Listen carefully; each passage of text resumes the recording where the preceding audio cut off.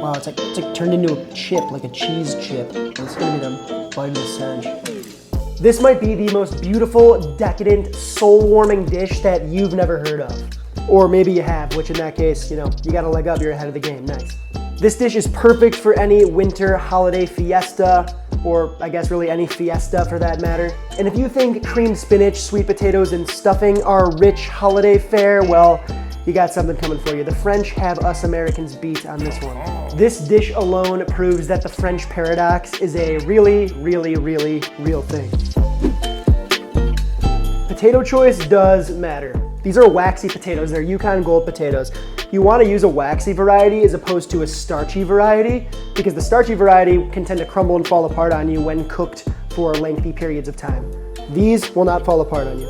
Start by acidulating a large bowl of cold agua by squeezing half a lemon into it. That'll keep the potatoes from discoloring. Then peel them up, and you could leave the skin on for an earthier flavor, but if you do, be sure to wash them real nice. I'm peeling mine today. Now, I'm using a mandolin to slice the taters, but if you don't have one of these things, just use a knife. It totally gets the job done. This is just a lot faster and keeps things more uniform. I'll go ahead and leave a link to this beauty below if you want to pick one up. So we're going for about 1/4-inch pieces like that. Slice those taters, then hold them in that lemon water to avoid any oxidation, which will discolor all your hard work. Now it's as easy as dicing up a couple yellow onions, and a large dice works just fine here. We're going to be cooking these down, so just do your best to make uniform cuts, but it ain't the end of the world if you leave a couple stragglers in the mix. This is bacon, aka smoked and cured pork belly. We're going to slice these up into what are called lardons, which is just a French term for fatty bacon cut into 1/4-inch by inch long strips. If you have pre-sliced bacon, that's totally fine. Just go ahead and slice those up into strips similar to this size.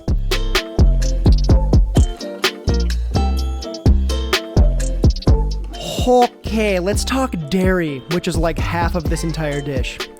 Whew. Stanky. Now, this dish hails from the French Alps and is traditionally made with a special cheese. Traditionally, this would be made with a French cheese called Reblochon cheese. Probably mispronounced that. It's a cow's milk cheese that's unpasteurized, and it's actually illegal for them to export it here to the States. So this is the next best thing. This is called Camembert. It's a washed rind cheese very similar to Reblochon. I'll leave a list of a few other cheese options that you can buy and use for this recipe in the description. You'll need a total of 1 pound or 454 grams of cheese for this. Slice the cheese in half, hamburger style, if you will, and it really helps if you run your knife under hot water for a few seconds, then dry it before slicing. That'll just allow the knife to move through the cheese like butter instead of sludging through. You'll be left with 4 halves. Go ahead and slice one of those halves into inch-sized chunks, then set everything aside. Now we will begin layering flavors into our tartiflette, starting first with a ½ pound of our bacon lardons. We're going to slowly render the fat out of this bacon over medium-low heat over the course of 10 or 15 minutes. Don't go by time here, go by look and feel. When these pieces begin to crisp and most of the fat is rendered into the pan, go ahead and add in your 2 diced yellow onions and a pinch of salt. Go easy on the salt here, the bacon is already very salty, so taste as you go and adjust accordingly. Bump that heat up to medium and let the onions sweat until translucent and noticeably cooked down without taking on any color. Oh, and I miscalculated just how many taters were going to be in this, so I'm transferring my stuff to a larger pot. Don't be like me, use a large pot to begin with and save yourself the hassle. Dry said taters on a sheet tray with some paper towels, then add all of the 2½ pounds of the peeled and sliced Yukon Gold potatoes to the mix with the onions and bacon, along with 2 teaspoons of fresh thyme, a pinch of salt, and a few cracks OBP. Mix that all about, then pour in 3/4 cup of dry white wine, place the lid on, and allow the potatoes to steam until fork tender. After 15 or 20 minutes of simmering, the potatoes should be fork tender, and most of that liquid should be evaporated, so go ahead and poke around just to test them out. Then grab that half wheel of camembert cheese that we diced up earlier, and throw that in too. At this point, we can lube up an appropriately sized casserole dish with our butter crayon, then mix that around nicely with a rubber spatula and dump the entire shadiddly in said casserole pan dish thing.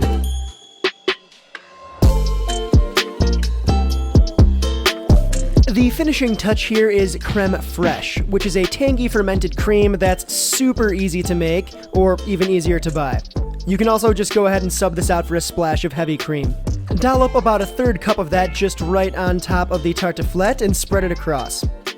Now grab the remaining 3 halves of our camembert cheese and place them directly on top the potato mixture. I went for 3 halves aligned like this because I think it looks nice with my dishware. You can decorate this literally however you want, cut them in half, cut them in quarters, do your thing, whatever looks best to you. However you decide to decorate, transfer the tartiflette to the middle rack of your oven and bake at 350 Fahrenheit or 176 Celsius for 35 to 45 minutes or until the top is golden bee, very bubbly, and very crusty. Also, not a bad move to situate a drip tray on the bottom of your dish here. You know, cleaning burnt cheese off the bottom of your oven is no bueno, not a fun time.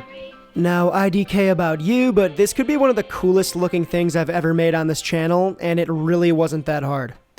If a casserole and a gratin had a baby, it would be a tartiflette. Yep, this thing is going to give any holiday side dish a run for its money. But still, let me know in the comments below, what's your favorite holiday side dish?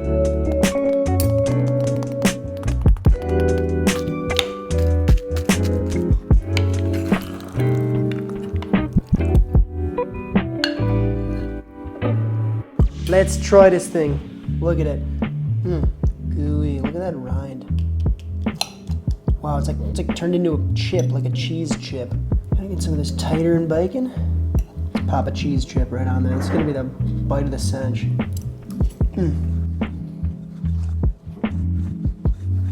Wow, like cheesy scalloped potatoes with bacon. Come on, that is mountain food. This is gonna line your stomach and keep you warm for like hours and days and years. And the wine tastes really nice in here too because it's got that acidity, which this dish definitely needs because it's so rich. So dang rich. As you can see, some fancy ingredients, maybe a cheese you're not too familiar with, but it's very simple to make. Your family is gonna dig it, your friends are gonna dig it, your dog, your cat, your lizard, your piranha, all gonna dig it. If you like the video, hit the like button. If you're new to the chan, join the party, subscribe, become an omnivore, join the Omnivore Nation. May Santa or Hanukkah Harry or whoever is responsible for delivering your material goods for the holidays come swiftly and efficiently. Happy holidays from my kitchen to yours, and I will see you very shortly. Au revoir.